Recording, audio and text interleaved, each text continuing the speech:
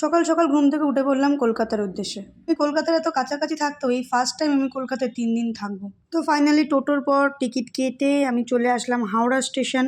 Howrah station থেকে এবার metro ধরবো, যাবো আমি এসপ্ল্যানেড।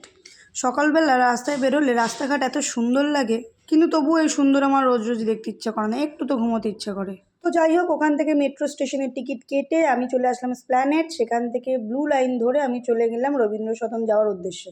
ফাইনালি আমি চেক আউট করে বেরিয়ে আসলাম। এটা বেরিয়ে দেখছি অঝোরের বৃষ্টি পড়ছে, তখন প্রায় ঘড়ির কাঁটায় 7:30। যাই হোক, সকাল সকাল বৃষ্টি ভেজা কলকাতা দেখতে খুব ভালো লাগছে। আর এটা ছিল আমার হোটেল, যেখানে আমি থাকবো।